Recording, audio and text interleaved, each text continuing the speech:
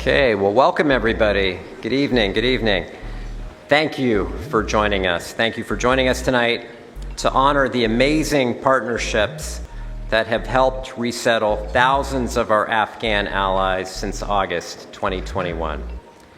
The U.S. government, in partnership with many of the organizations here tonight and countless more, has undertaken significant efforts to relocate and resettle 183,000 Afghans who faced risks following the end of the U.S. operations in Afghanistan. This collaborative initiative reflects a commitment to safeguarding allies, including interpreters, civil society leaders, women leaders, and their families, who stood beside the United States for over 20 years. They partnered with us to build their country in a way that reflects the true ideals and values of Afghanistan and to secure a brighter future for themselves and their families. It seems nearly impossible to resettle and relocate thousands, especially with obstacles at every turn. And it would have been impossible if it were not for the organizations represented here tonight. So thank you for your contributions, your commitment, and your focus on the humanity in us all. Thank you so much.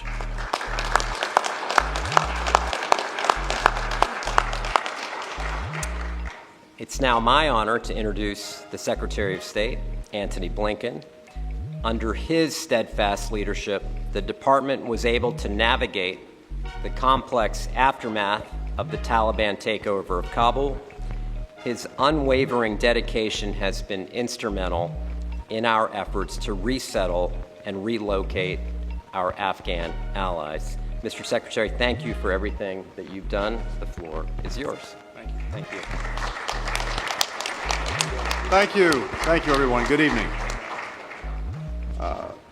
First of all, welcome to the State Department. It's wonderful to see this particular group of extraordinary people gathered here this evening. And I'm going to say at the outset, I'm going to be rude. I'm going to have to leave immediately upon sharing a few thoughts with you because I've got to catch a plane to head to Europe, but I did not want this day to go by without having a chance to spend a few minutes with you and to take account of the remarkable work, the life-changing work that so many people in this room have done. For decades, we've had Afghans, as you heard from Rich, from all walks of life, taking extraordinary risks to build a more peaceful, a more prosperous, a more inclusive country. They fought for equal rights for women and girls, for freedom of religion, for democracy, and so many over years, especially 20 years preceding the Taliban takeover, worked side by side with U.S. diplomats, U.S. soldiers, with international organizations, with others, all with the purpose of advancing progress for the Afghan people. Interpreters, some ran education programs, others provided medical care, each and every one extraordinary in their dedication to their country, to its people, to their future. When President Biden ended America's longest war, he made a commitment. The United States would always stand with our partners, including by continuing to facilitate relocation, resettlement, by bringing people to safety. And we're all here tonight because we shared in that commitment. We shared in that pledge. In 2021, as the Taliban took over Afghanistan, people from around the world jumped into action to evacuate our Afghan partners and their families. Let's take our friends in civil society, first and foremost, who've done such remarkable work. And I would start with, I'm always trying to find the right words to describe Sean. Indefatigable, unstoppable, but Sean Van Diver, who's been such an extraordinary leader in this effort.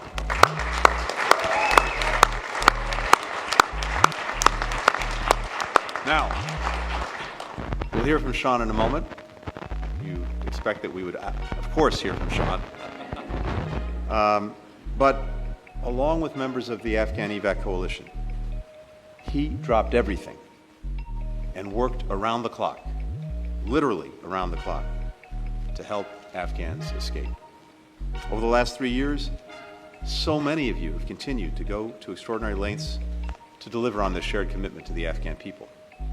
Qatar, the United Arab Emirates, Albania, Kosovo, the Philippines, and other countries have all provided safe haven for Afghans on their way to their new homes. Colleagues across the department, across the United States government, led with diplomacy to build this international network. They reviewed sometimes incredibly complex cases with care, with compassion, and with determination. Partners on both sides of the aisle in Congress have provided critical funding and legislative authorities where necessary, including two members who are here with us tonight, Representative Scott Peters, Senator Chris Coons, and I'm so grateful to them for their leadership and their work. Thank you.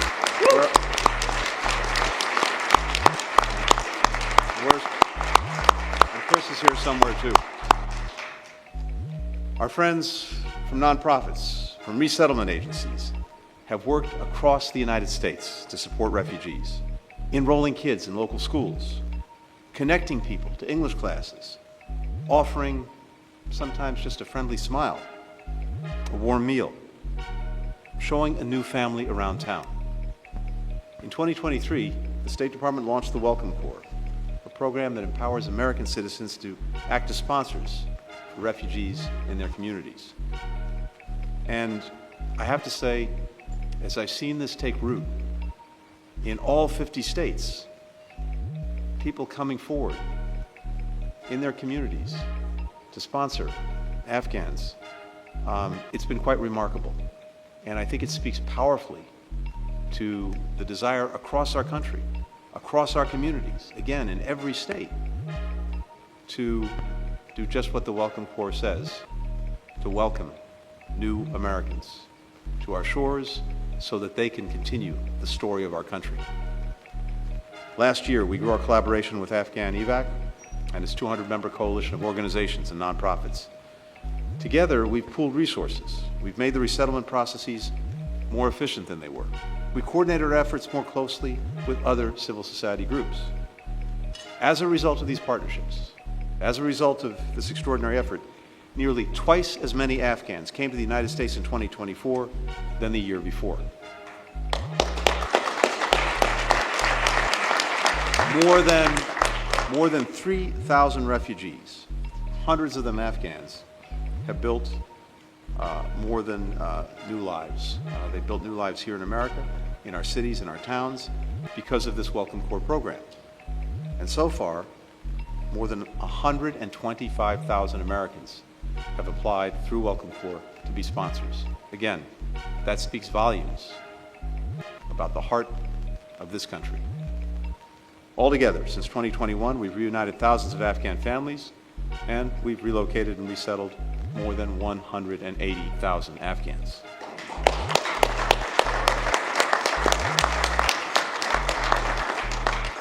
And what are we seeing as a result?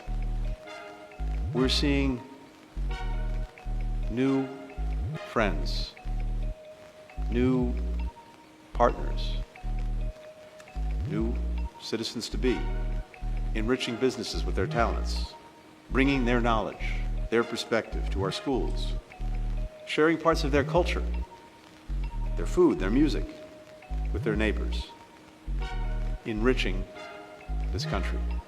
Afghans have become an integral part of our communities, and we've seen that take place in a very short period of time. Now, having said all that, I think everyone in this room knows that we still have a lot more to do. A lot more to do for Afghans in our country, a lot more to do for those who are still on the way.